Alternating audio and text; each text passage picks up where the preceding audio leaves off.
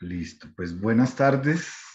Un cordial saludo a todos los participantes en el seminario permanente de amenazas y riesgos geotécnicos, especialmente al profesor André Pacheco de Asís, profesor de la Universidad de Brasilia, quien el día de hoy nos va a hablar sobre los desafíos de la gestión del riesgo como herramienta en pro de la seguridad de empresas. Mi nombre es Carlos Cantillo, soy su anfitrión para presentar la conferencia. Soy el coordinador de la Comisión de Amenazas y Riesgos Geotécnicos de la Sociedad Colombiana de Geotecnia. El profesor Andrés, ingeniero civil de la Universidad de Brasilia, de Brasil, graduado en 1980, doctor en Ingeniería Civil de la Universidad de Alberta, Canadá, en 1990. Es profesor titular del Departamento de Ingeniería Civil y Ambiental de la Universidad de Brasilia. Realizó estudios postdoctorales en la Universidad de Nevada, Reno, en Estados Unidos, entre el 96 y 97, y en el Instituto Federal Politécnico de Lausana, Suiza, entre el 2005 y 2006. Fue presidente de la Sociedad Internacional de Túneles entre 2001 y 2004, miembro del Consejo Ejecutivo entre 1995 y 2007 y coordinador del Comité de Educación y Cursos de Formación ITACET entre 2007 y 2013. Presidente del Comité Brasilero de Túneles entre 1998 y 2002 y de la Asociación Brasilera de Mecánica de Suelos e Ingeniería Geotécnica, ABMS, entre 2003 y 2006. Editor de la revista Soils and Rocks International Journal entre 2012 y 2014. Tiene amplia experiencia y actúa como investigador y consultor en las áreas de mecánica de rocas, obras subterráneas, presas y gestión de riesgos geotécnicos. Entonces, desde ya, el agradecimiento al profesor André por darnos esta conferencia y de la cual nos ha autorizado a distribuir la presentación en PowerPoint. Entonces, le doy la palabra al profesor y muchísimas gracias. Adelante. Muchas gracias, Carlos, pelas suas palavras, introduzir-me aqui e por invitar-me para esta apresentação. Vou falar em portunhol, que é uma mescla de português com espanhol, mas creio que seja suficiente para toda a gente entender o que vamos falar. Então, vou compartilhar a esse momento a apresentação.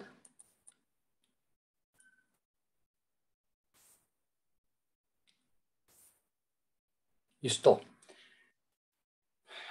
Vamos falar de desafios e a gestão de riscos como ferramenta em prol da segurança de empresas, como falou Carlos. E agradeço muito a invitação da Sociedade Colombiana de Geotécnica e a Comissão Permanente de Ameaças e Riscos Geotécnicos. Para mim é sempre um prazer estar a falar, a colaborar, a visitar Colômbia. Para mim é minha segunda casa. Me sinto muito alegre todas as vezes que vou a Colômbia, um povo muito amável, um país, cidades muito bonitas, e a mim me gusta muito estar em Colômbia e com toda a gente, amigos que conheço lá. Sobre este assunto de hoje, vamos a dividir em uma introdução. Eu vou falar um pouco do conceito e métrica de risco em engenharia e vou falar especificamente para mim quais são os maiores desafios para ter uma gestão de riscos efetivamente aplicada a empresas. Então, aqui não vou falar muito da teoria ou conceitos de risco, só o que é mínimo para o entendimento. E vou falar diretamente sobre os desafios que, para mim, estão muito claros depois de atuar por quase 20 anos em grandes instituições, em grandes companhias, a tentar implementar a gestão de riscos e sempre temos alguns problemas. e eu vou falar disto. E, ao final, as considerações. De onde se motivou este tipo de charla? Sim, porque há um aumento grande de legislações em todos os países, em todos os níveis, né, os níveis municipais, estaduais, nacionais e outros países tantos, de implementar legislações de seguridade de empresas. Isso é claro que sempre se aumenta muito quando temos acidentes severos, como os que ocorreram em Canadá e principalmente em Brasil, né? E essas legislações de seguridade sempre têm uns aspectos muito interessantes. Visam garantizar a observância de padrões de seguridade, então se cria estándares de seguridade para toda a gente, o que deve ser feito, né, os tipos de informes que devem ser desenrolados e coisas como esta. Para mim, muito importante o segundo ponto. A legislação estabelece responsabilidades e competências, e principalmente para o empreendedor, né? O dono da empresa é o principal responsável pela segurança da empresa. Não é o desenhista, não é o contratante, mas sim o empreendedor. Isso significa que o empreendedor tem que cumprir o papel de contratar empresas de desenho a mais alta competência possível quando se vai construir os contratantes também, né, os melhores construtores, as melhores técnicas, as melhores tecnologias, e depois um papel muito importante durante toda a operação e mantenimento das empresas. Então, o empreendedor tem um papel fundamental e com toda a legislação atual, não somente em Brasil, mas em quase todos os países, isto é muito claro. Mas o que está em pensar nos últimos tempos é que toda a legislação começa a falar que é necessário uma avaliação e gestão de risco. Pero isto está em la legislação, mas, por enquanto, de uma forma não definida, muito aberta, muito ampla. Não se define o que fazer. Apenas se diz que é necessário fazer inspeções nas empresas, produzir informes de avaliação, de monitoreio, de inspeção, de cálculos de reavaliação da condição de segurança, mas a este momento se pede também uma avaliação de riscos. Então, essa demanda, esse aumento de demanda por avaliação de riscos em diversas legislações em todos os países é algo interessante e, ao meu ver, muito positiva. No entanto, essa demanda ela está a esse momento muito mal definida, e quando está definida, se estabelecida no passado e até hasta o dia de hoje, na maioria dos casos, ainda quando com base em métodos qualitativos de avaliação de riscos. Esses métodos qualitativos não são suficientemente robustos para tratar de estruturas complexas como empresas. Empresas têm muitos diferentes modos de falha e tem uma interação com a sociedade muito grande, né? Uma falha de uma empresa é quase sempre um desastre. Há muitas perdas de vida, há muitos danos materiais, danos ambientais, perdas de propriedade de terceiros, como moradias, como veículos, como infraestrutura, carreteras, puentes e tudo mais. Então, devido a este grande potencial de dano causado por uma falha de uma empresa, os métodos qualitativos quase sempre não são suficientemente robustos para esta análise. Então, a esse momento, quando miramos a legislação, as últimas edições de legislações que se hablam desse requerimento, que se requerem a avaliação de riscos, me parece que se deseja algo mais. Não somente me apresentem uma avaliação de risco. E aí, como não se especifica, como não se define claramente quais são os critérios de aceitabilidade ou de admissibilidade de riscos, ou exatamente a metodologia de avaliação de riscos, para mim, se está a deixar grande lacuna, grande espaço vazio entre o legislador e o grande responsável pela empresa, que é o empreendedor. Né? Então, para mim, aqui está a maior responsabilidade da comunidade técnica, como é a sua comissão permanente de ameaças e riscos geotécnicos.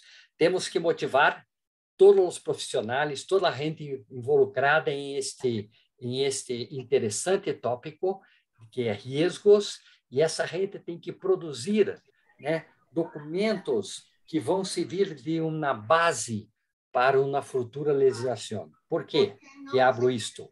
Porque se nós outros não estamos a proponer uma metodologia, né, critérios de aceitabilidade ou de admissibilidade de riscos, ao futuro, a legislação vai proponer. E, para mim, isso é muito perigoso, porque, normalmente, essa gente que faz a legislação não são engenheiros, não são expertos no assunto e acaba a produzir uma legislação que ela não é suficientemente definida para um bom trabalho de avaliação de risco, ou acaba se colocando uma proposta que não é execuível. Então, é esta a minha grande motivação para este tema cá. Aqui estou apenas a relembrar, mais uma vez, que não somente a legislação, que são as leis, mas principalmente também a Comissão Internacional de Preços se emitiu um informe muito interessante este ano, que é a Declaração Mundial sobre Seguridade em Empresas, e aqui há dois conceitos para mim muito interessantes. O primeiro, risco zero não existe. Para nós outros que lidamos com estruturas grandes em engenharia e somos um pouco entendidos de riscos para essa gente, para nós outros, isso é claro, que risco zero não existe. Mas para uma grande parte dos engenheiros e principalmente para a população, para a sociedade, se passou a eles uma informação que a engenharia é uma ciência exata, uma ciência que todos os seus cálculos, estudo, não há erro, não há variabilidade, então, se não há incertidumbres, então, para a sociedade, se há uma obra de engenharia, uma estrutura de engenharia, isto é muito bem definido. E é claro que isso não é verdade, né? Então, o Comitê Internacional de Preços claramente define: risco zero não existe. Então, para minimizar o número e a quantidade de consequências de uma falha de preços, é necessário seguir pilares de segurança em empresas. E aqui há uma lista deles, não vou falar de todos, mas vou apenas focar, realçar que há riscos intrínsecos de desenho e de ameaças naturais devem ser adequadamente calculados e revisados periodicamente. Então, isso está neste informe, nesta Carta de Declaração Mundial do Comitê Internacional de Preços. Então, para mim, o tema risco relacionado à segurança de empresa está muito forte, ou na legislação e também na sociedade técnica, profissional técnica, como são as associações profissionais, como é a Associação Colombiana de Empresas ou de Geotécnica, aí em Colômbia, aqui em Brasil, em Canadá, em Estados Unidos, em Austrália, em toda parte. Também gostaria de reforçar esse tema tão importante para mostrar a importância da comunidade técnica de engenharia e de riscos, de sua responsabilidade em proponer para a sociedade uma metodologia clara, porque em TESAG Lecture desse ano, dos mais distintos professores que desenvolveram ao longo de sua vida uma série de teoria de métodos, e há livros, há muitas colaborações de Baker, né, de Estados Unidos, e Baker termina a sua TESAG Lecture a dizer que a segurança é um conceito político que é aceito ou não aceito pela sociedade. Então, ao final, é uma integração de um conceito político aceitado, né, pela sociedade. Mas não é um conceito exatamente de engenharia. Já a probabilidade de falha das estruturas de engenharia e avaliação e gestão de riscos destas estruturas são um problema de engenharia. Então, se isto é exatamente o que depende dos engenheiros, para nós outros teremos que caminhar nesse sentido e evolucionar e vencer os desafios para implementar sistemas de gestão de riscos eficientes em todas as obras de engenharia que tem uma forte inclusão de incertidumbres, mas principalmente em las peças, devido às consequências potenciais de uma eventual falha. Então, começo a falar a esse momento do conceito de métrica de riscos em engenharia. Engenharia é reconhecida a existência de incertidumbres. Toda gente que é engenheiro, que estudou engenharia, que lida com a engenharia, nas oficinas, nas obras, nas construções, sabe que a incertidumbre existe em toda parte na engenharia. Em primeiro, em las grandezas da engenharia, por exemplo, as propriedades dos materiais, nos esforços que atuam nas estruturas, nos processos de avaliação de propriedade, nos processos de cálculo de um indicador de desempenho. Tudo isto tem muitas incertidumbres. Essas incertidumbres nós outros dividimos em duas partes. A primeira parte são as incertidumbres naturais, que são intrínsecas dos materiais e dos esforços, principalmente quando os esforços são devidos à ação da natureza. Então, a esses esforços e as propriedades dos materiais, e principalmente também os materiais que são fabricados, hechos pela natureza. Estes sempre têm incertidumbres. E essas incertidumbres existem. Não há o que se contestar. Elas existem e estão lá. Outros tipos de incertidumbres em engenharia são as epistêmicas. As incertidumbres epistêmicas estão relacionadas com os métodos, os processos, a perfuração para fazer a investigação geológica, os testes de laboratório, né, para definir propriedades, as metodologias de cálculo, as hipóteses de cálculo, no controle de qualidade da construção. Tudo isto são processos que detêm incertidumbres. Mas essas incertidumbres, nós outros engenheiros temos que minimizá-las. Temos que ter métodos de verificação, métodos de revisão, auditores de controle de qualidade.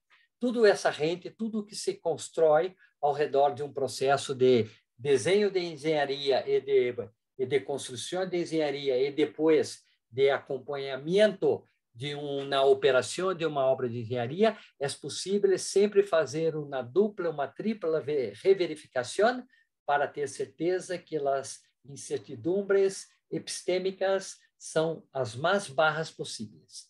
Hablamos em geral que isso se chama buena engenharia, mas temos que ser mais definidos quanto a isto. Então, se hablamos que as incertidumbres epistêmicas podem ser minimizadas com sistemas de verificação de processos, temos que apenas incorporar e pensar nas incertidumbres naturais, porque essas existem e não são pequenas. Então, o que vamos fazer? Cerrar nossos olhos ou olhar por isso, mirar essas incertidumbres e considerá-las no nosso cálculo de engenharia. Então, tradicionalmente, tais incertidumbres são incorporadas em conceitos de tolerância de segurança. O que é isto?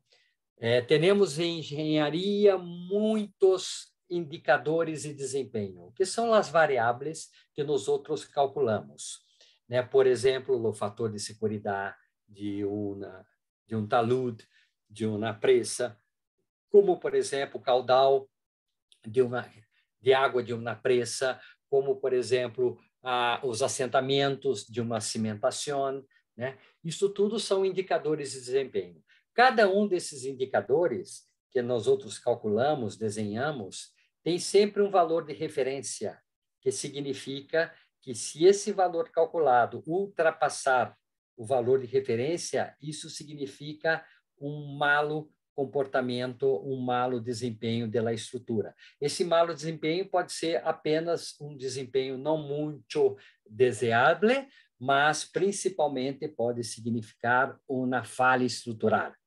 Então, é isso que estamos a falar. Então, o que fazemos? Calculamos um indicador de desempenho e definimos uma tolerância, bastante larga em relação àquele ponto que significa a falha da estrutura, uma falha de serviço ou uma falha estrutural. E assim vamos a desenvolver. Então, quando dissemos aonde estão as incertidumbres? Estão dentro da intolerância, da tolerância do indicador de desempenho. Então, isto é o ponto. E a engenharia, mais ou menos a este ponto, se está dentro da tolerância, está bem? Não falamos mais de incertidumbres. E aí está o problema. E aí, a esse ponto, passamos à sociedade que a obra de engenharia está muito boa. Mas o ponto é que se há incertidumbres, indicam possibilidade de falhas. E, portanto, consequências potenciais desta eventual falha. Aqui há dois conceitos.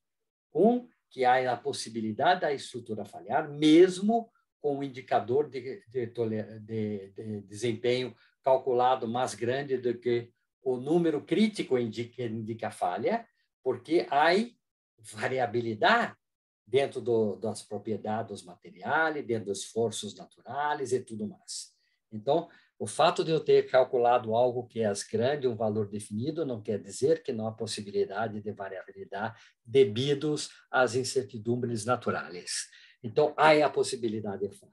E aí, havemos que nos perguntar, se há possibilidade de falha, o que ocorre depois? Então, aqui está. De uma forma geral, a engenharia ela tende a se concentrar somente no conceito de segurança, garantizando que se calculou um indicador de desempenho que segue o estabelecido de tolerância em relação ao indicador de falha para aquele indicador de desempenho, e se isso está bem, ok. Lá a engenharia fala, quando isso ocorre, estão nas normas, estão nos estándares, portanto, eu estou tranquilo, não vai haver nada. Mas muitas estruturas falharam com esse tipo de cálculo. E para a sociedade que está cerca daquele tipo de estrutura, elas tendem a focar solamente, se interessa solamente pelas consequências da falha. Mas aquilo, se falhar, o que ocorre com os outros acá? Então, há duas duas visões completamente diferentes. Uma mira solamente na engenharia da obra, a outra mira solamente no caso da obra falhar. Então, parece que não se hablam, parece que não se entende. Então, o conceito de risco de engenharia, que pela primeira vez se propõe a combinar o conceito de probabilidade de falha e as consequências potenciais da falha, parece ser um denominador comum entre aquilo que a engenharia está a ocupar-se e aquilo que a sociedade está a se preocupar-se.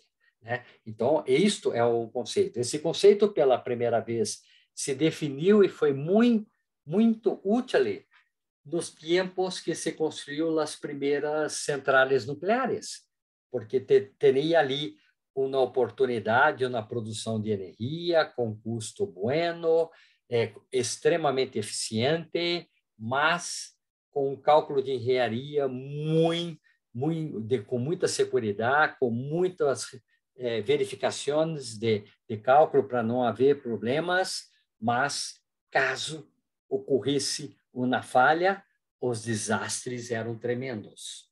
Então, se desenvolveu muito um diálogo entre a engenharia e a sociedade com esse conceito de risco de engenharia, que combina a probabilidade de falha e a consequência eventual, potencial. Essa avaliação de risco, num primeiro momento, parece ter muito atrativa para quase toda a gente, uma avaliação qualitativa. E por que é atrativo? Porque é mais simples, porque é mais fácil, porque é praticamente definido por os expertos, que se atribuem, de uma forma geral, as duas componentes de riscos.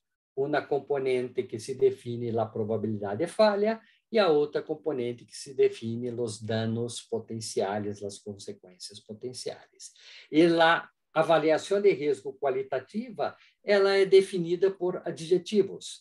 Então, os expertos, depois de analisar toda a documentação da empresa, os desenhos, as especificações construtivas, eles, numa técnica de discussão, têm que definir se depois de toda a análise que se foi feita, se o adjetivo de probabilidade de falha é baixo, médio ou alto, e depois, analisando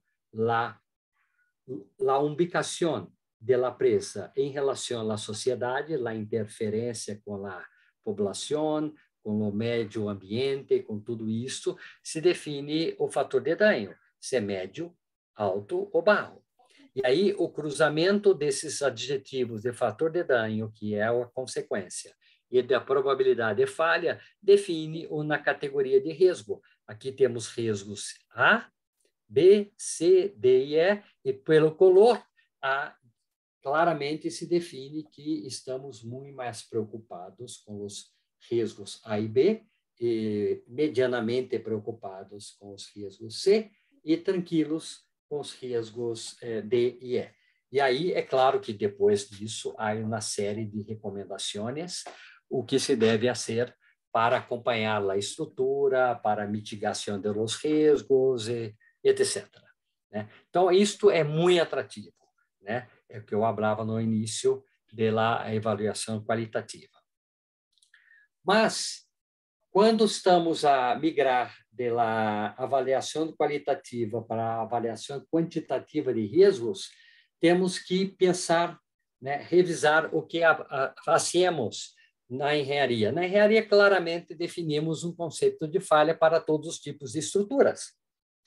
Não importa o tipo de estrutura de engenharia, poderemos definir conceitos de falha em termos de uma deficiência ou perdida total do desempenho estrutural ou funcional daquela estrutura. Então, isso na engenharia, mesmo na engenharia convencional, determinística, claramente define o que é o comportamento de serviço bueno, o que é a falha estrutural. Né? A métrica de riscos é definir esses limites para esse conceito de falha. Portanto, definimos para cada indicador de desempenho que calculamos acá, definimos um valor crítico. E se o indicador de desempenho ultrapassar para maior ou para menor esse indicador crítico, para cada caso, definimos que há uma falha. E aí, se definimos as tolerâncias de segurança de acordo com cada indicador de desempenho. Por exemplo, acá, o fator de segurança de taludes. Em meu país, de acordo com os estándares, né, um talude com uma interferência humana razoável tem que ser desenhado com pelo menos um fator de segurança de 1,5.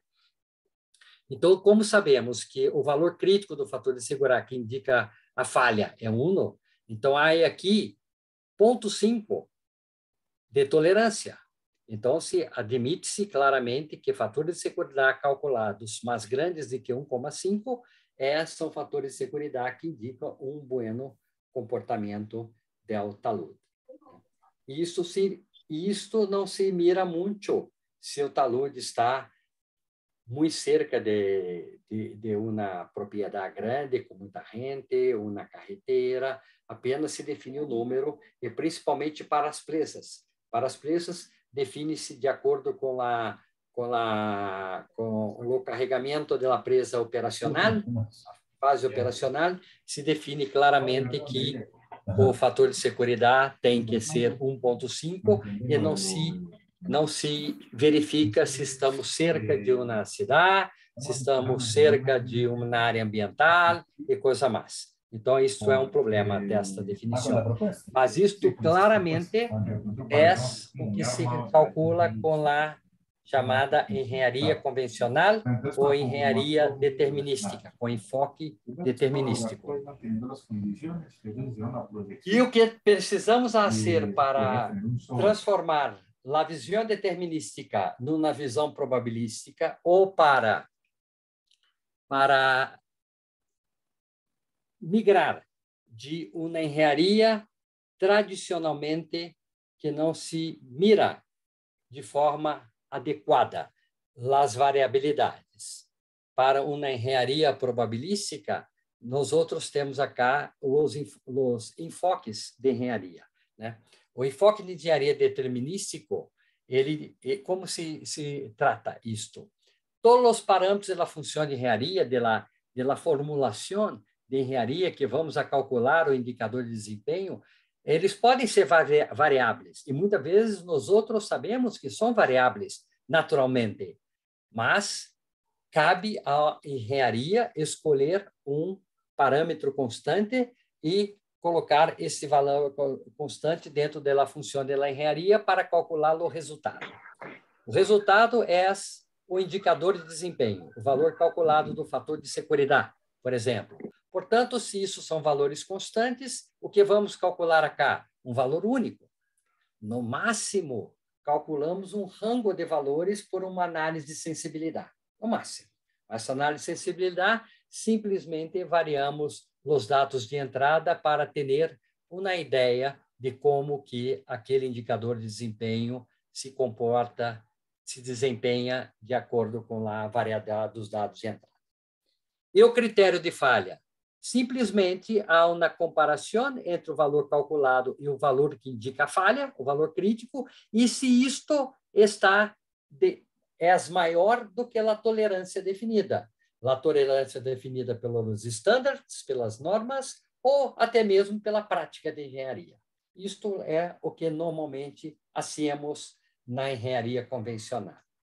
Na engenharia probabilística, que visa considerar pelo menos as variabilidades naturais de propriedades materiais e de esforços naturais, pelo menos isto, tá? Então, se estas variáveis de dados de entrada, que são as propriedades, e os esforços, que têm as variabilidades naturais, são assumidos como variáveis aleatórias, com variáveis que têm uma lei que define a frequência de ocorrência, uma lei de probabilidade, uma distribuição de probabilidade. Então, nessa função de engenharia, não entramos com valor constante. Nessa função de engenharia, tomamos a distribuição de probabilidade de cada variável aleatória. Portanto, é o resultado do indicador de desempenho, é uma distribuição de probabilidade também. Porque se tem dados de entrada que são distribuição de probabilidade, no resultado da salida do cálculo da função de engenharia, é também uma distribuição de probabilidade, né? E aí, como que é o critério de falha? Vamos calcular o valor mais provável, o valor médio do indicador de desempenho, mas vamos também calcular sua distribuição de falha, porque se ele erra na distribuição de probabilidade, há uma probabilidade de ultrapassar aquele valor crítico que indica a falha da estrutura. Então, é isso que estamos a alcançar. Com isso, tendo a probabilidade de falha calculada, se define o risco, aqui a métrica de risco quantitativa. Então, essa métrica de risco é definida como sendo a probabilidade de falha da estrutura, que multiplica o produto com a consequência potencial desta ruptura, desta falha, né? Então, isto aqui, num primeiro momento, o que se define? A probabilidade de falha é um número entre 0 e 1. Claro que o 0 não existe, o 1 também não, mas é um número acá, dentro desse rango, tá? E é um número adimensionado.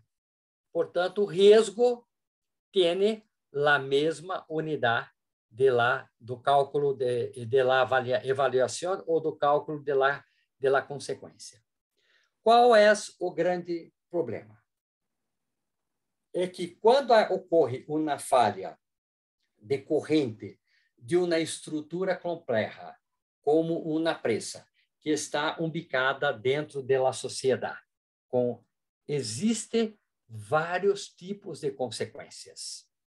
São consequências financeiras, como a perda da estrutura, o lucro cessante, a reconstrução da estrutura que se falhou, tem essa massa que se vai a águas abaixo, tem a potencialidade de perdas de vidas, de patrimônio, patrimônio de terceiros, de pessoas, danos ao meio ambiente. Essas coisas todas são coisas diferentes. Perdas de vida, danos financeiros, danos ambientais. Então, cada tipo, cada esfera de consequência tem uma unidade própria. Então, como que vamos a considerar todas essas consequências para poder avaliar isso acá? Uma solução, que já é muito boa, é considerar a mais importante. O que é mais importante para esta presa? Dependendo de como está a sua ubicação. Ela perdas de vida, que estão águas abaixo, ou ela os danos ambientais, o que é? Então, usamos essa consequência mais importante como indicador. E aqui, então, dependendo do tipo de consequências, vamos tomar a unidade desta tipo de consequência. Mas, a esse momento, a sociedade é muito complexa. Nós outros temos que considerar também a perda de vida, os danos ambientais, tudo junto. E aí, a maneira mais tranquila de fazer isto é pela valoração das consequências. Então, vamos a quantificar exatamente quanto de cada tipo de consequência vamos a ter devido a uma falha da estrutura, né? E depois, para somar todas elas juntas, vamos monetizar essas diferentes esferas de consequências. Então, a única unidade que pode ser atribuída a todas elas é a monetização, o valor financeiro. Quanto é a perdida financeira pela estrutura, pela reconstrução, pelo lucro cessante, quanto é a indenização pela perdida de vida humanas, quanto é as indenizações por danos ambientais, pela limpeza da área ambiental que foi danificada, e tudo isto. Então, com isto conseguimos pensar em monetização. todas elas. Portanto, se temos uma métrica de como monetizar cada um dos tipos diferentes de consequências, podemos, no final, colocar tudo isso junto. O outro ponto muito importante de las consequências é que nem todas as consequências ocorrem. Isso se chama vulnerabilidade. Então, a falha da estrutura, por exemplo, tem uma vulnerabilidade 1, vai ocorrer. Mas, por exemplo, quanta gente vive acá? 300 pessoas, uma população de 300. Toda a gente vai ser ocorrida numa perda de vida? Não. Depende de nós várias coisas, né? Principalmente se essas pessoas têm treinamento, têm formação, curso de formação para lidar com a emergência, depende da idade dessas pessoas, depende se tem cursos de formação para onde que tenha a ir, que tipos de alerta que podemos assumir. Então, se isso pode ser muito grande ou pode ser muito chico, dependendo do tipo de treinamento e de formação que toda essa gente pode ter durante esta ocorrência da falha. Isto é um pouco mais complicado, a avaliação de vulnerabilidades para cada tipo de consequências. Mas já há alguns consensos, acordos de como se calcular isso para cada situação. Outro conceito interessante é quando o risco é calculado como na parte financeira, com uma unidade financeira de monetização, é que o risco pode ser o risco de cada estrutura de engenharia, o risco de cada alternativa de engenharia para uma certa estrutura pode ser somado, pode ser adicionado ao valor de custo de construção dessa engenharia. Portanto, se há uma oferta de uma construção com preço muito baixo, mas que está muito malo, quando vamos a calcular o risco dessa estrutura, em termos de ter uma construção mala, ou até mesmo a construção não chegar ao fim, ou depois mantenimentos muito caros, operação com muitos problemas. Então, o cálculo do risco daquela oferta de construção muito baixa, o cálculo do risco é muito alto.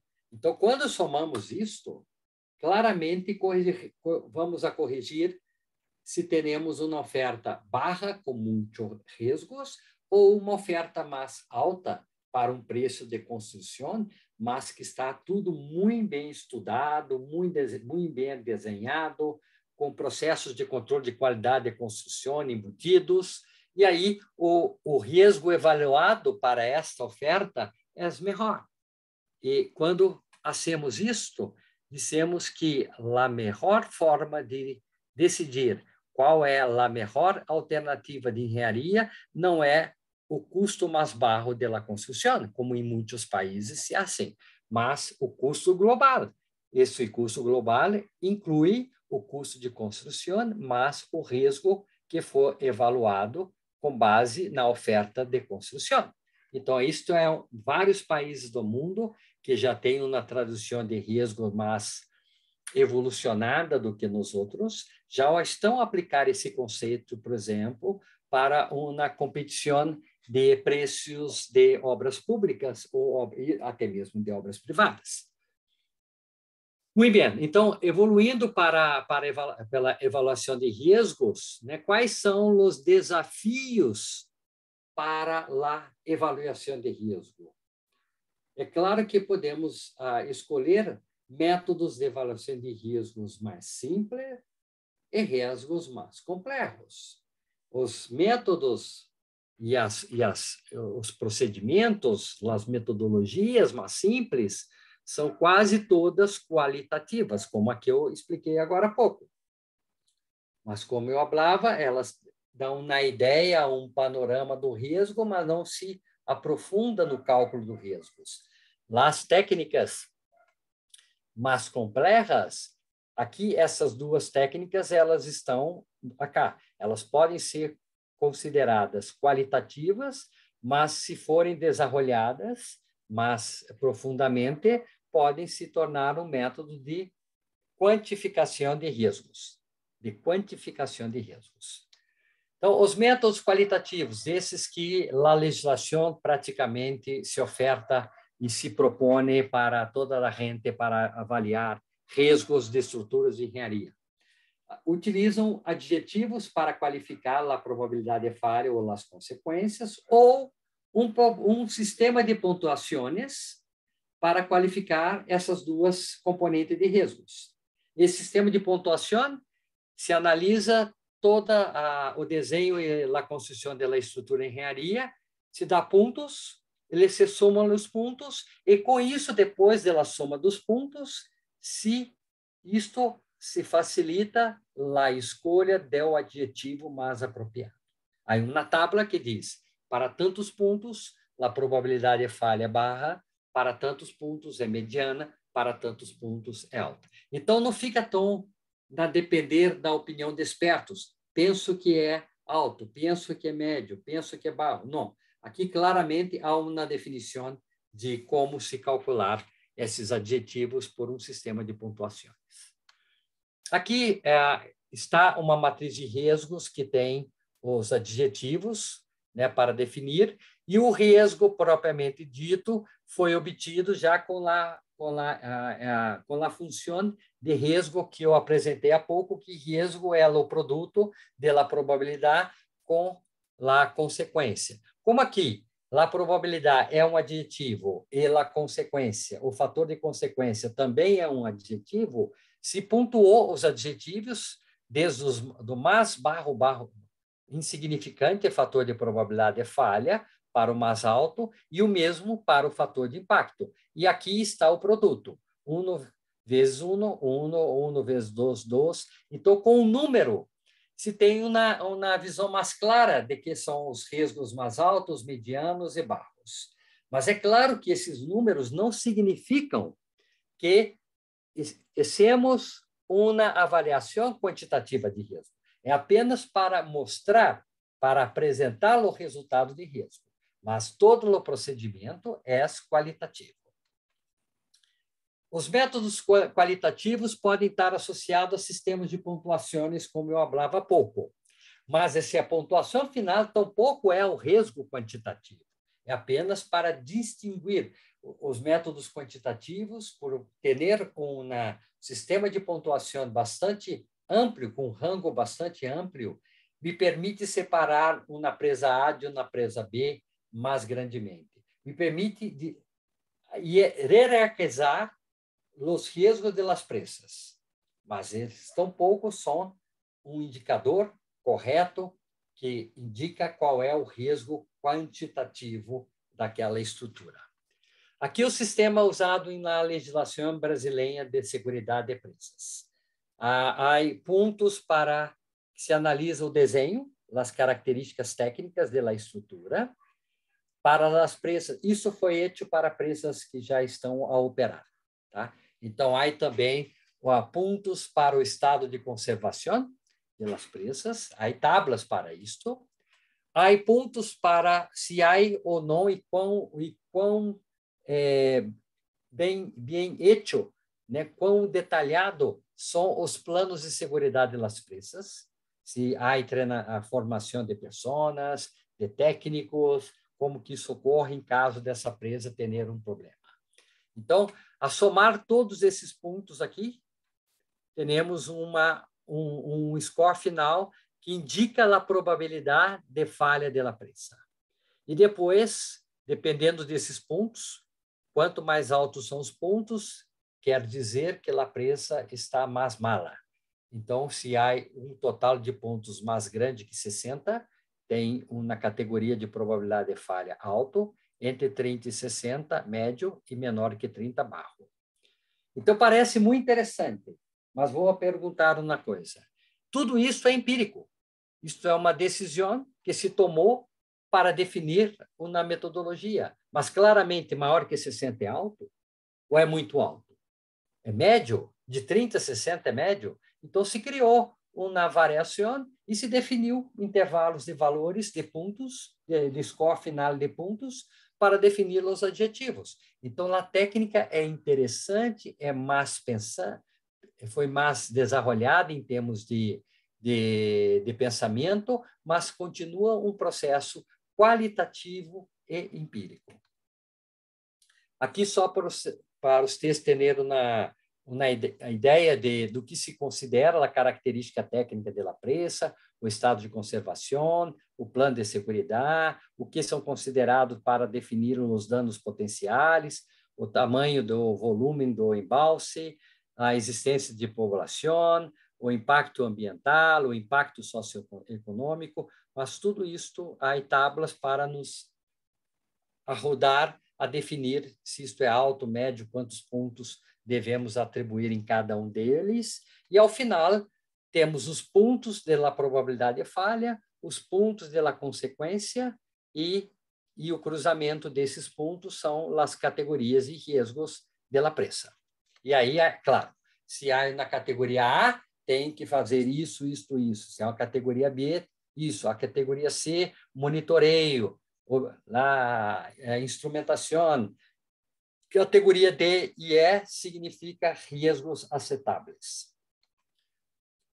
Esses métodos qualitativos, muitos deles organizam a sequência de eventos que levariam à falha da estrutura. Há uma organização do pensamento para entender todos os eventos para chegar à ruptura da presa. Esses métodos são muito interessantes para entender toda a evolução para a falha e permite que podemos pensar se é possível construir alguma barreira que vai a não deixar evolucionar no processo de falha. Então, métodos como esses são, por exemplo, o Boltai, o FEMEA, o FEMECA, árvores de eventos, árvores de falhas. Aqui um Boltai, então, desde fatores exteriores até o que ocorre se esses fatores ocorrerem, o que ocorre com a estrutura, no caso aqui de presas, né, formação de olas, né, caudais excessivos, assentamentos de crista, e assim por diante, e o que cada uma dessas coisas pode ocorrer. Aqui pode ocorrer um overtopping, um piping, uma instabilidade de talud, né, uma ruptura de fundação, de cimentação, e qualquer uma dessas coisas pode levar a falha da estrutura. Ocorrendo a falha da estrutura, pode ocorrer impactos e consequências financeiras, sociais, de meio ambiente, e aqui podemos pensar, se há um impacto da estrutura, o que podemos fazer aqui como barreira para não ter impactos financeiros ou para não ter impactos sociais? Então, podemos construir barreiras. Aqui o mesmo, podemos construir barreiras. Então, isso é muito interessante para analisar todo o processo de eventos e possibilidade que teremos para intervir e, eventualmente, minimizar aquela causa de falha ou a consequência. Aqui, uma árvore de eventos. Então, também se organiza todo o pensamento em ordem sequencial até a falha da presa, tudo que tem que ocorrer, e cada um desses eventos tem uma resposta que pode ser sim, isso levaria a uma falha, não, isso não levaria a uma falha. Então, na primeira análise, apenas isso, sim ou não, o que levaria a falha, o que não levaria a falha, e depois, se atribuímos esse sim, isso levaria a falha a uma certa probabilidade. Isso aqui pode ser calculado por árvores de falhas ou por tablas de expertos, e aqui depois, então, multiplicamos todas as probabilidades na direção da falha e temos aqui a falha da presa por piping, por exemplo. Né? Essa técnica é muito interessante quando nós outros não podemos utilizar os métodos probabilísticos de cálculos de riscos. Os métodos probabilísticos vão trabalhar exatamente com a função de engenharia que temos para calcular o indicador de desempenho. E aí, os dados de entrada da função de engenharia podem ser introduzidas as funções de probabilidade de cada um dos dados de entrada aqui dentro, e aí aplicamos métodos probabilísticos nesta função de engenharia, onde acá não estão números constantes, acá estão distribuições de probabilidade de cada dado de entrada considerado como uma variável aleatória.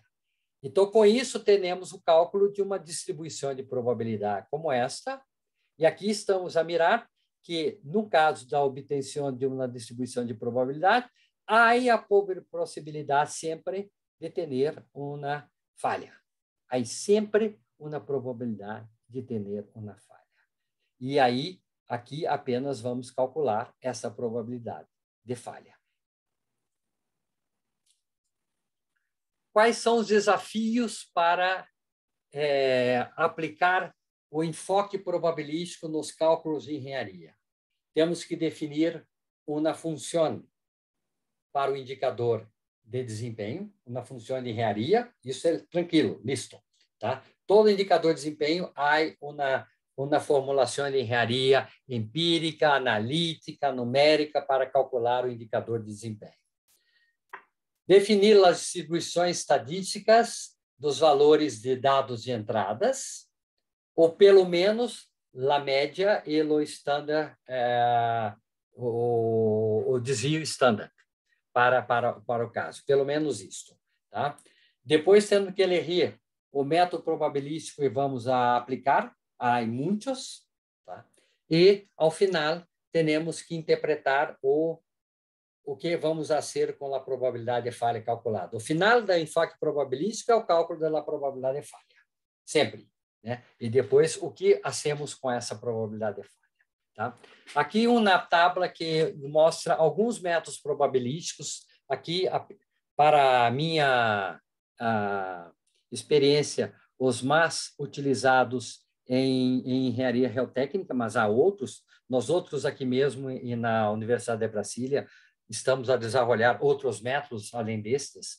Tá? Mas aqui, interessante, porque há um método que tem uma solução potencialmente exata, que é o método de Monte Carlo. Os outros dois métodos são aproximados, mas são muito mais tranquilos de ser calculados. Esse método acá, ele tem uma possibilidade de requerer um esforço computacional que, a dias de hoje, já é possível para uma grande parte da estrutura, mas para outros tantos não é. Tá? Qual é a outra vantagem? Se obtém todas as respostas que desejamos. A distribuição, a probabilidade de falha, o estandardizador, né? Tudo isso nós outros calculamos acá.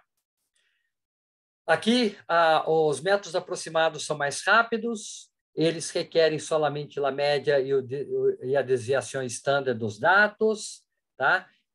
Mas também me fornece somente a média e a desviação estándar do indicador de desempenho. Então, para calcular a probabilidade de falha, eu tenho que assumir uma distribuição de probabilidade para aquele indicador de desempenho que eu estou a analisar. Mas, a dias de hoje, isso também é tranquilo. Tá? As vulnerabilidades. Aqui temos que quantificar e depois monetizar os impactos diretos, que são financeiros, os danos à saúde e à seguridade, que são heridos, perdas de vida, os danos à propriedade de terceiros, infraestrutura pública, como carreteiras, puentes, os danos ambientais, danos de imagem.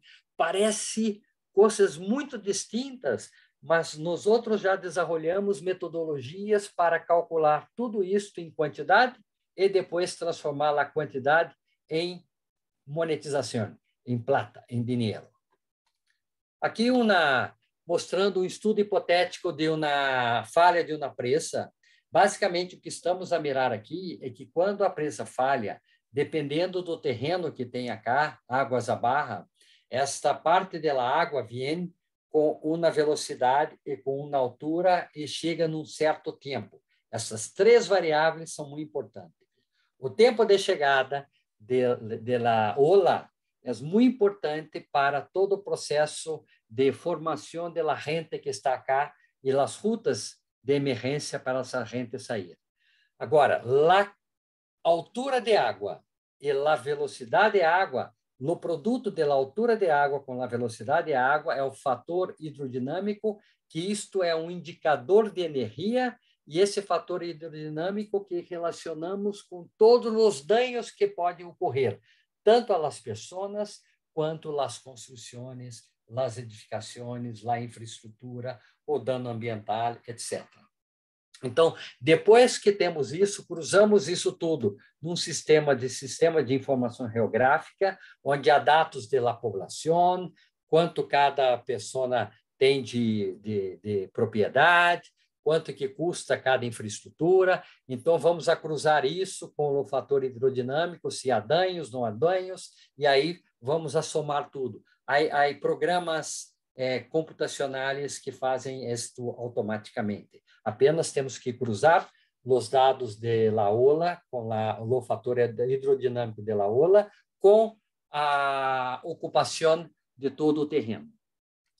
Então, aqui está uma tábua desenvolvida pelos australianos, onde mostra o fator hidrodinâmico, a profundidade de água com a velocidade, e dependendo da velocidade com a profundidade de água, se estamos com 0,5 metro por segundo de velocidade, com 1,5 metro de altura, o que estamos aqui, já temos um fator hidrodinâmico HT4, que significa que não é mais seguro para pessoas, o que significa que se há pessoas numa área com fator hidrodinâmico HT4, essa pessoa vai ter perdida de vida.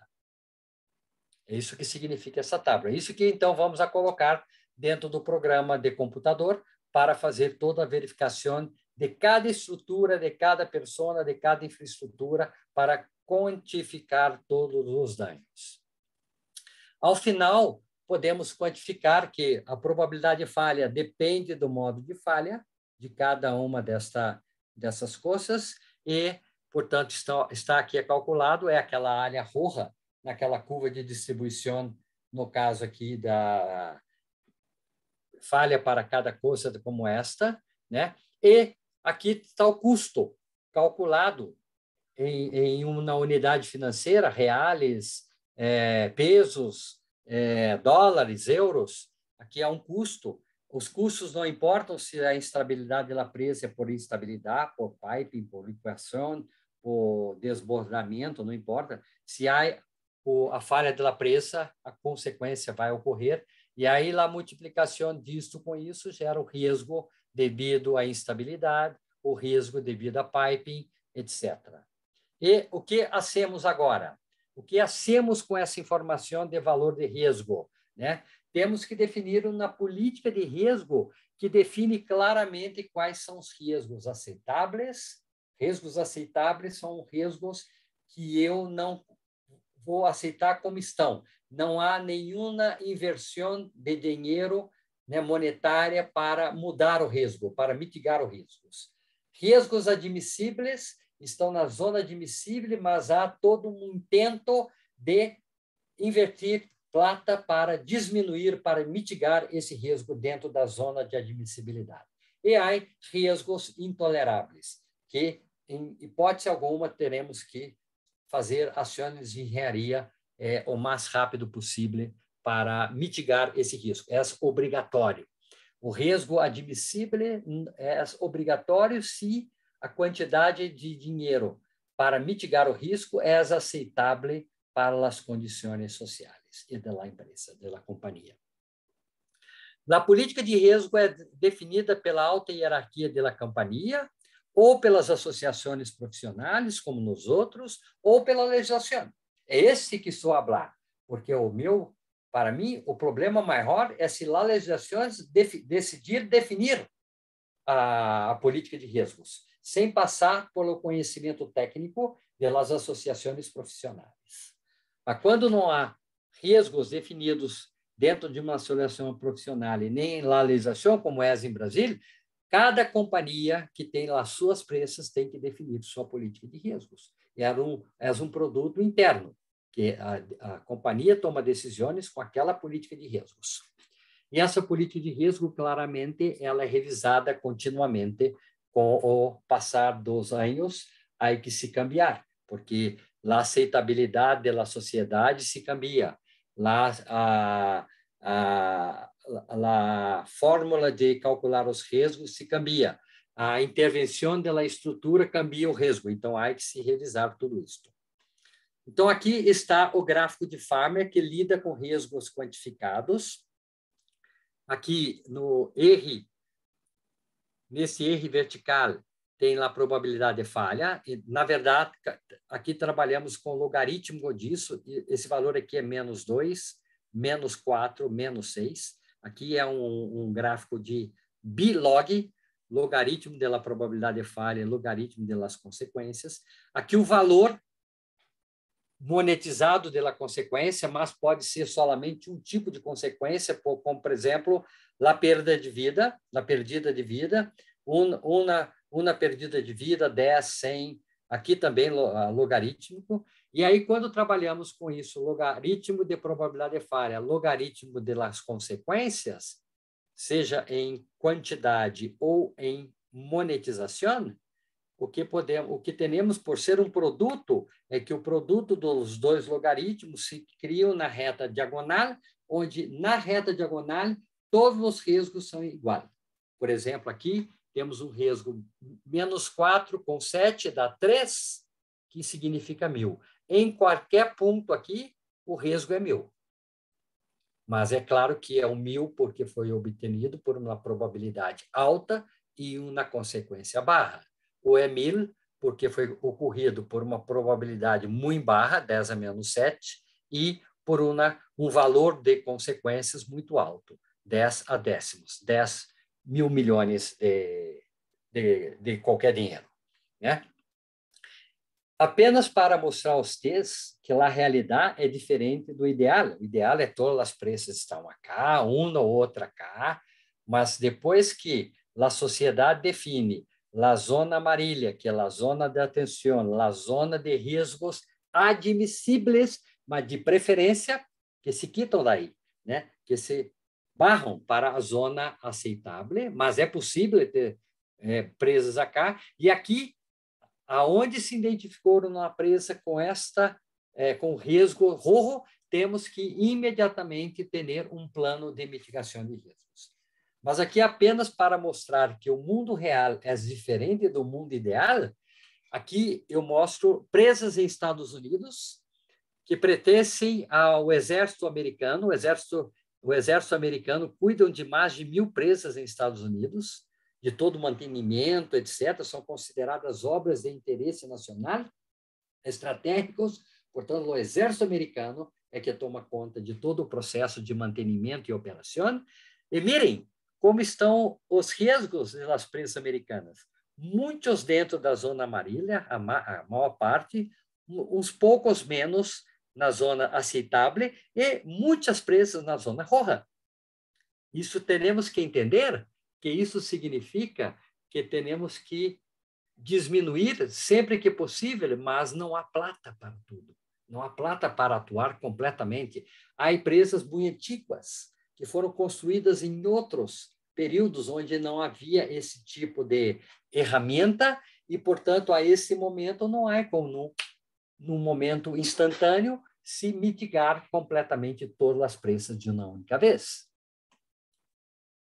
Aqui as etapas de avaliação de risco, não vou falar, isso está inclusive padronizado e definido pela norma de riscos da ISO, e que no Brasil já tem o similar, né? E aqui o exemplo de cálculo de risco, como eu falava há pouco, o diagrama de riscos, né? Aqui nos outros, interessante que eu quero mirar, que é claro que a probabilidade de falha cambia dependendo do modo de falha, mas o valor das consequências cambia muito se há um alerta, como um alerta sonoro que toda a gente escuta e há cursos de formação para que tomem as rutas de emergência e se vão de toda a zona por onde vai ocorrer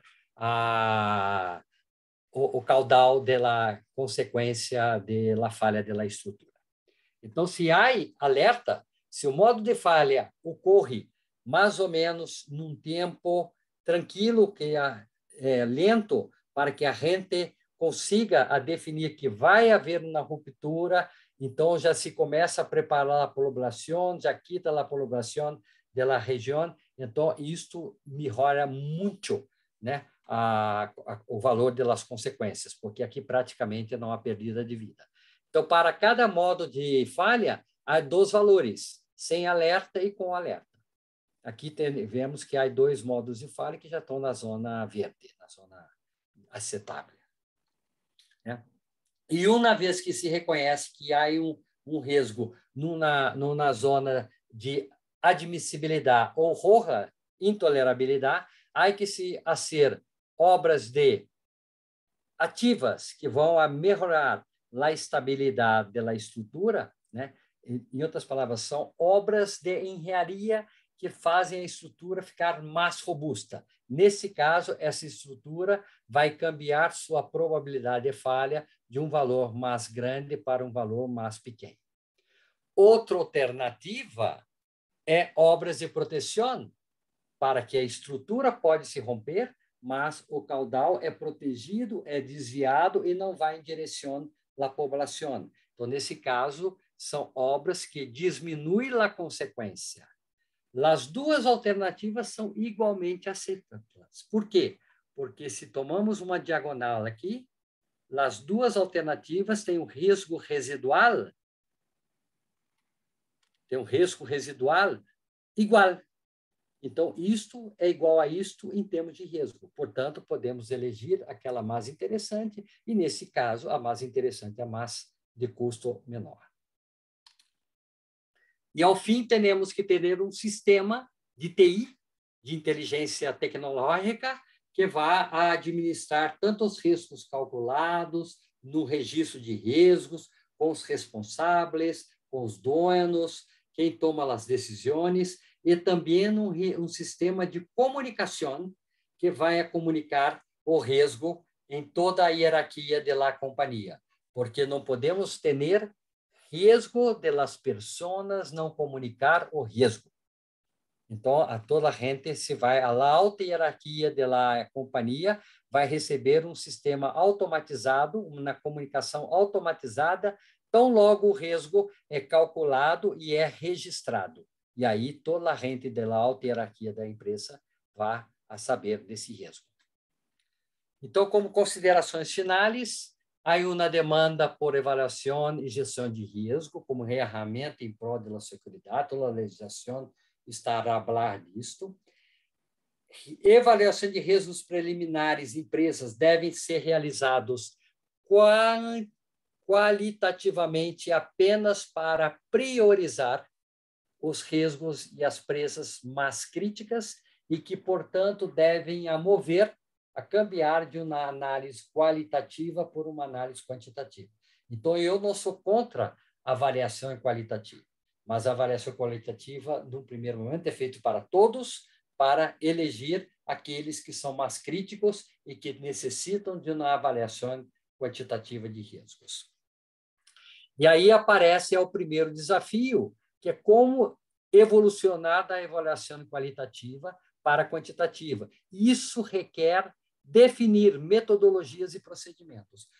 É isso que eu estou a falar. A comunidade técnica tem que definir a metodologia e procedimentos, porque a companhia A não pode calcular risco com uma metodologia diferente da companhia B, porque em termos nacionais, depois como vamos a comparar os riscos calculados, um por Boltai, outro por FEMEA, outra por árvores de evento, outra por método probabilístico desta forma, outro método probabilístico de outra forma completamente diferente. Há que se definir. Portanto, temos que criar guidelines, uma diretiva de como calcular e como tomar decisão de riscos. Uma vez feito isso, né, o conceito de riscos monetizados e de custo global é muito interessante para elegir a solução de engenharia mais adequada. Tá? O segundo desafio é estabelecer os critérios de aceitabilidade de risco, o diagrama de riscos, a zona roja, a zona amarela e a zona verde. Se calculamos o risco, mas não há como comparar o risco, dentro de que zona aquele risco está, esse é um trabalho que, se não tem nenhuma valia, não serve para nada. Então, e isto é uma definição de alta hierarquia da empresa ou das associações profissionais. Então, mais uma vez, cabe a toda a gente, independente dos seus interesses próprios, sentar e definir os critérios de aceitabilidade e admissibilidade. E assim, os riscos monetizados são excelentes para a toma de decisões e, portanto, se tornam uma ferramenta eficiente para toma de decisões em empresas, inclusive como uma métrica, o risco calculado, monetizado, é uma muito boa métrica de quanto a companhia deve ter de contingência financeira, quanto que se deve pagar por um seguro, quanto que se deve calcionar, ter uma calção para um eventual problema, o que é uma demanda muito grande da sociedade nesse momento. A prática de calcular e fazer gestão de risco favorece a boa engenharia. Claro que se vou calcular risco da minha empresa, e eu quero fazer lá mais boa engenharia. E, portanto, não vou economizar no desenhador, na investigação, no teste de laboratório, porque o cálculo do risco vai identificar tudo que foi feito uma má engenharia. Então, temos que ter a gestão de risco é uma grande amiga da boa engenharia. Agora, é importante, a gestão de risco não evita acidentes, mas pode minimizá-los, diminuí-los, e, principalmente, caso ocorram, as consequências serão muito mais controladas. E eu termino, então, dizendo que os riscos de uma estrutura tão complexa como a engenharia existem, eles podem ser minimizados, compartidos, aceitados, transferidos, mas jamais, pero nunca, ignorados. Então, a boa engenharia, o primeiro passo é identificar que há riscos e depois evaluá-los e fazer a gestão de riscos. Muitas graças.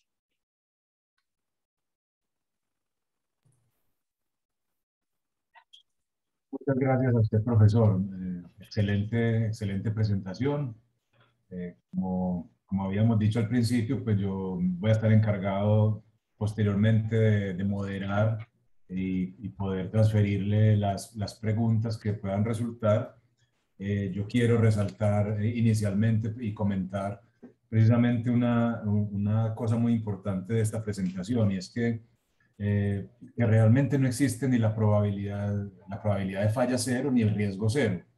Que precisamente en algunas determinaciones, utilizando programas o software numérico, eventualmente puede ocurrir eso. Puede ocurrir que las probabilidades calculadas aparezcan como cero y se reportan así.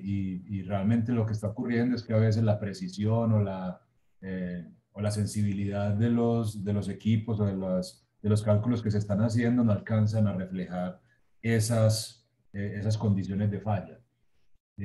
Sería una primera observación, y quisiera, para abrir las preguntas, ¿cómo se ha estado trabajando en Brasil? Pues que han ocurrido algunos fenómenos de fallas, sobre todo de presas de relave. ¿Cómo se ha estado trabajando? ¿Qué se ha hecho en términos de estas consideraciones que planteaba el profesor hace un momento, por ejemplo, del riesgo aceptable?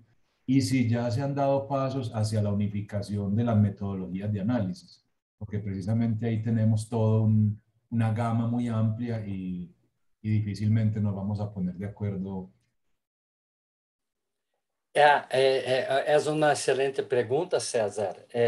O problema é muito complexo, porque exatamente a companhia de mineria que teve o último acidente da presa de relave era uma companhia que estava a desenvolver um sistema de gestão de riscos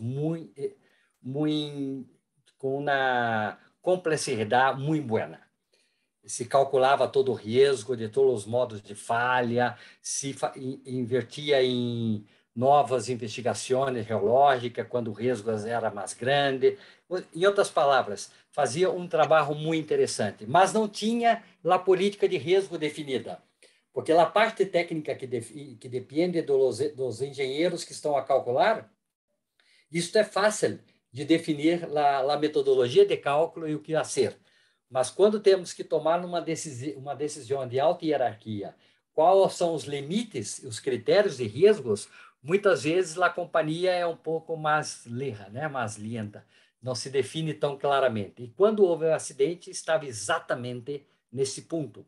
Já havia o sistema de inteligência tecnológica para fazer a comunicação, já havia testado, já havia todo o cálculo, já havia um cálculo de mais de 60 presas em termos de riscos, aquelas que aquele sistema qualitativo da legislação indicava os riscos mais altos, já haviam sido transformados aquilo em cálculo quantitativo pela técnica definida pela companhia, mas quando houve acidente não havia ainda definido a política de risco, a probabilidade e a consequência aceitável ou admissível ou intolerável. E aí ocorreu uma coisa muito interessante. Os defensores públicos e toda a gente que participou da investigação do acidente não entendia de risco. Então, se tomou a seguinte assertiva. Se há um cálculo de probabilidade de risco, e esse cálculo indicava que pessoas poderiam ter perdidas de vida, significa que essas pessoas, os engenheiros, tinham a certeza, era certo, que sabiam do risco, portanto, têm que ser todos eles condenados pela má prática de engenharia. Então, o que a companhia e a engenharia brasileira, de forma geral, fez, né?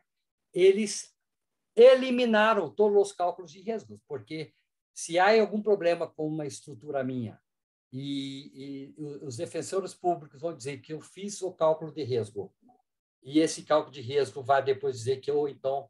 E aí precisou de muito tempo.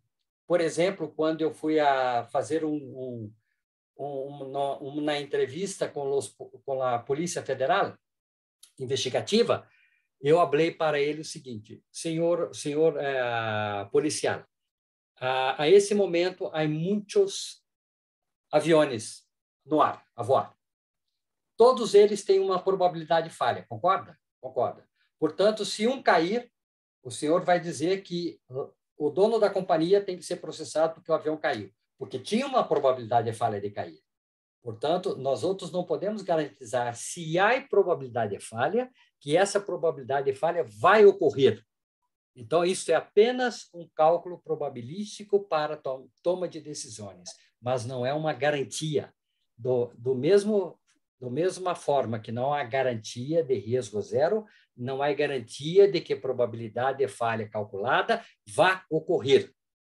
Então, se demorou 3, 4 anos para começar a desenvolver novamente o conceito de risco em Brasília. Então, nesse momento, estamos mais ou menos no mesmo status que estávamos nós outros há 10 anos passados.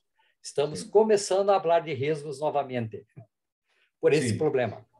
Sí, pero muy importante que precisamente ya la discusión está sobre la mesa y que se va a tratar precisamente que así como los fabricantes de piezas mecánicas y en el caso de los aviones que tienen muy bien calculados esos riesgos, pero aún así los aviones salen a volar. Finalmente lo que se tiene que hacer es ubicarse bien abajo, bien a la derecha en esa gráfica bien a la izquierda, perdón, de esa gráfica de ALARP, de las regiones de riesgo admisible. Bueno, creo que por aquí tenemos una pregunta, creo no, de la ingeniera Ángela Torres. Nos pregunta que cómo se puede incorporar la incertidumbre epistémica en la evaluación probabilista de riesgo. Ángela, a pergunta é muito interessante e é a pergunta mais que não há respostas claras. Nós outros trabalhamos um pouco com técnicas de calcular incertidumbres epistêmicas, considerando a falha humana de decisão, de conceito, mas os processos são muitos ainda empíricos. Então, a esse momento, há técnicas, e sim, há técnicas, estamos a desenvolver um pouco sobre isso, por meio de árvores de falhas, Mas ainda não há uma metodologia clara de como fazer isto, claramente, não há, a esse momento. Para mim, o mais importante é que temos que ter na nossa companhia, na nossa instituição, critérios de verificação continuada do processo de engenharia como forma de minimizar efetivamente as incertidumbres epistêmicas. Para mim, a forma mais eficiente. Muchas gracias, profesor. Carlos Andrés Ordóñez nos pregunta, pues aparte de darle las gracias por la conferencia, pues nos pregunta que qué bibliografía se puede recomendar para estudiar este tema y dónde se pueden estudiar algunos casos prácticos que estén consignados en la literatura geotécnica. ¿Cuál es su recomendación ahí en esa parte de bibliografía? A esse momento, claramente, há um volume de bibliografia muito grande de análise de risco, inclusive há simpósio internacional dedicado a riscos geotécnicos. O próximo ano, em Austrália, em novembro, vai haver um simpósio internacional, que já não é o primeiro, é o terceiro ou quarto, solamente dedicado a isto. Mas o ponto principal é que muitos desses trabalhos acadêmicos, eles são muito complicados. Portanto, para um engenheiro que está a começar a entender e querer implementar uma análise de risco de uma forma mais simples, mas com entendimento claro do que está a calcular, não está muito bem definida, César. Então, há artigos, há papers, há alguns livros dedicados à geotécnica, como o livro do próprio Bakker, escrito em inglês. Eu tenho um paper que eu escrevi em língua inglesa em 2020, que se chama, que é mais ou menos o que eu falei aqui hoje um pouco, mas assim, como fazer a ligação entre a teoria e a aplicação prática, onde eu procuro desenhar uma bibliografia bastante prática de como fazer todo o cálculo probabilístico. E também, há 2 anos passados, escrevi um livro sobre gestão de risco, mas mais dedicado para a alta hierarquia de uma empresa, para a toma de decisão, não para como calcular o risco. Esse livro o paper está em inglês, o livro é em português.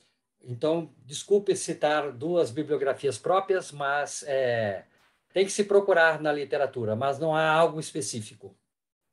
Sí, yo creo, Carlos, que puedes encontrar precisamente esas bibliografías en ResearchGate. Ahí está la página, pues ahí está la bibliografía del profesor, ahí hay varios artículos de él y precisamente te pueden conectar siguiendo esa literatura que está ahí citada, pues yo creo que puedes obtener muy buena información.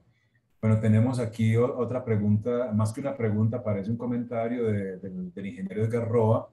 El análisis de riesgo debe ser necesario para que se decida desde la etapa inicial construir o no la presa, en caso que los riesgos sean intolerables, de grandes proporciones y no mitigables, o en caso que no se cuente con los recursos para enfrentarlos en caso de materializarse.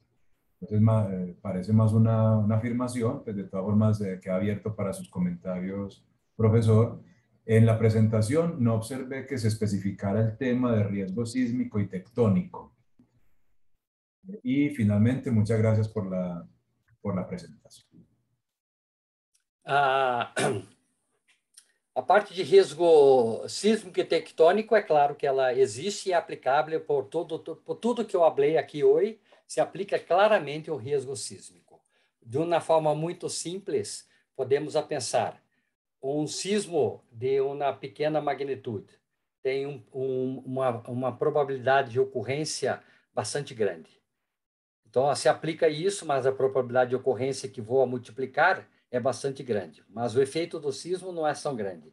Um sismo muito grande, mas com uma frequência de ocorrência muito pequena, então eu tenho que sempre calcular a presa com todo o histórico de magnitude de sismos e todas as suas frequências de probabilidade de ocorrência. E aí decidir qual é o pior caso de risco sísmico para esse caso. Então, isso se hace tranquilamente, não há nenhum problema a ser isto.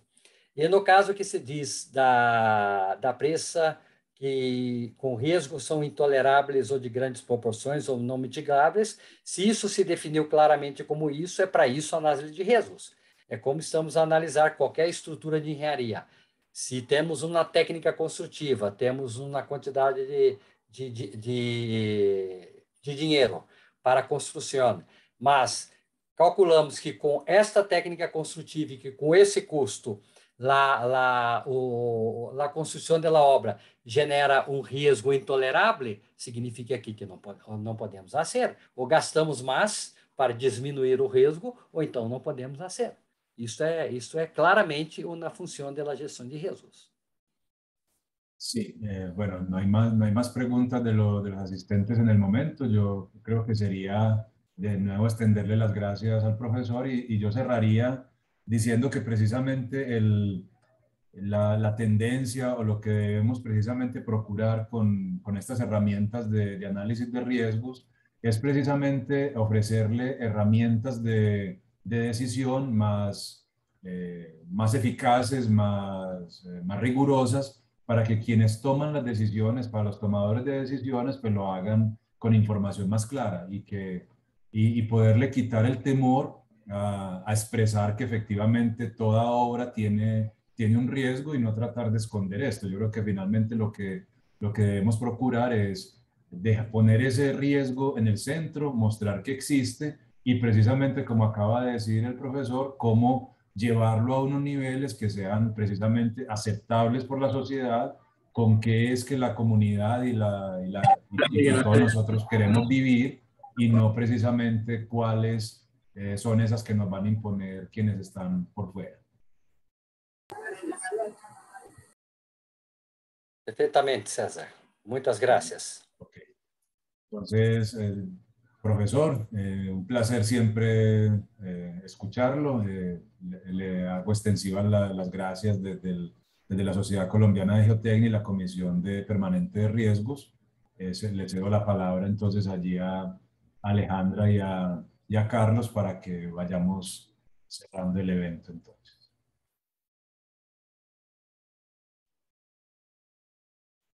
Profesor, de nuevo muchísimas gracias. Como César ya lo manifestó, esperamos tenerlo nuevamente con nosotros en otro tema también que sea de su experticia. El ingeniero Carlos tiene invitación a la próxima reunión, ingeniero Carlos Cantillo. Pues no la tengo en el banner, pero pues aparte de agradecerle al profesor André, pues quiero invitar a todos los participantes a la próxima conferencia de nuestro seminario permanente de amenazas y riesgos geotécnicos, que ya será la última de este año y corresponde a la amenaza por erosión costera en el Caribe colombiano, caso de estudio Ciénaga Magdalena, que la va a dictar el ingeniero Guillermo Alfredo Sirtori Campo, el 30 de noviembre a las 5 de la tarde, hora colombiana. Todos están cordialmente invitados y reiniciaremos nuestro seminario permanente en enero del próximo año y tenemos en la lista una charla sobre Hidroituango, posiblemente la estaremos confirmando. Entonces, pues muchas gracias. No sé si Alejandro tienes algo más que decir o ya damos por terminada nuestra sesión. No, señor. Por ahora no tengo ninguna otra observación. Bueno, feliz noche para todos entonces. Bueno. Feliz noche. Hasta luego. Feliz noite para todos. Hasta luego, gracias. Tchau, professor. Um abraço Obrigada, viu? Um prazer. Tchau a todos.